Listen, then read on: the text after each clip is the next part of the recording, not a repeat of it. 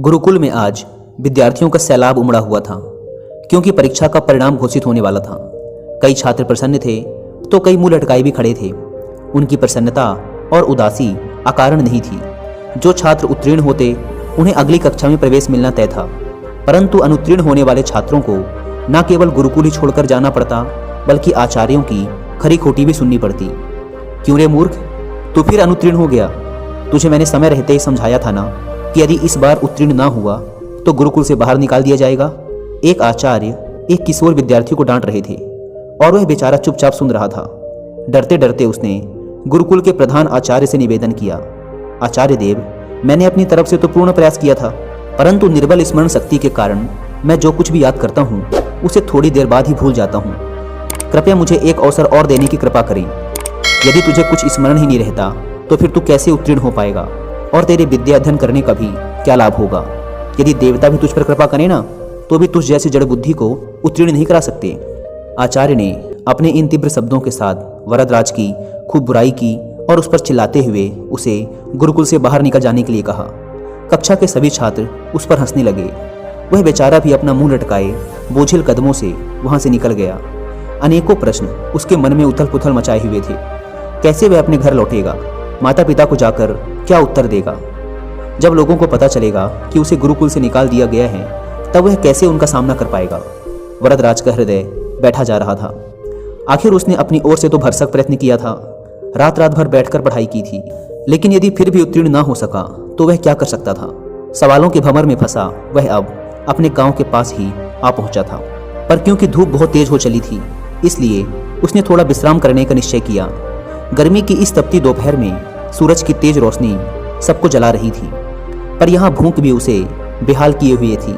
इसलिए पास के कुएं की जगत पर बैठकर ही उसने सत्तू खाने का निश्चय किया, जिसे वह गुरुकुल से लेकर चला था। कुएं पर कई लोग खड़े थे। प्यास के मारे सब बेहाल थे, इसलिए बार बार डेंगची कुएं में डालते और शीतल जल निकाल कर पीते। रस्सी के बार बार रगड़ने से कुएं के किनारे लगा पत्थर भी घिसने लग गया था। लोग जितना पानी निकालते पत्थर उतना ही घिसता जाता। वरदराज चुपचाप बैठा यह सब देख रहा था। अचानक ही उसके मन में एक विचार आया। वह सोचने लगा, यदि केवल जूट की बनी एक रस्सी से कठोर पत्थर घिस सकता है तो यदि मैं परिश्रम करूं तो क्या सफल नहीं हो सकता? आखिर दिमाग पत्थर से ज्यादा कठोर तो है नहीं।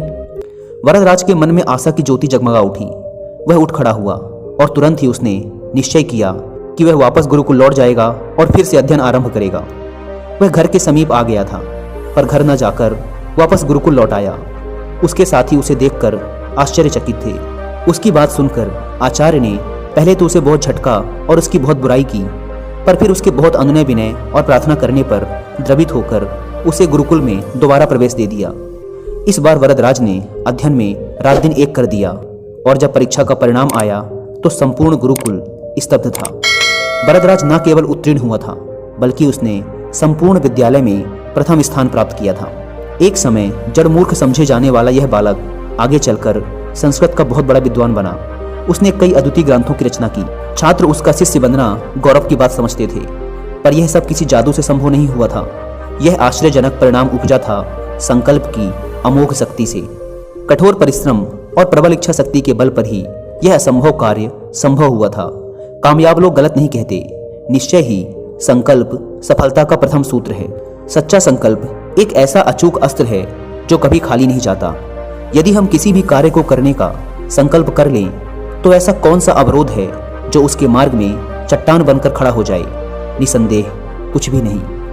करोड़ों युवाओं के प्रेरणा स्रोत स्वामी विवेकानंद जी ने एक बार कहा था, मुझे पूर्ण विश्वास है कि ब्रह्मांड में कोई भी शक्ति किसी भी व्यक्ति को उस चीज को हासिल करने से नहीं रोक सकती जिसका वह वास्तव में हकदार है। यदि मन अपनी पूर्ण क्षमता में जागृत है तो हर चीज पाई जा सकती है। पहाड़ों को भी खाक में मिलाया जा सकता है। संकल्प दूसरी किसी भी चीज से ज्यादा शक्तिशाली है। प्रबल इच्छा शक्ति के सामने हर चीज को झुकना ही पड़ता है, क्योंकि यह सीधे भगवान से आती है। एक शुद्ध और शक्तिशाली संकल्प सर्वशक्तिमान है।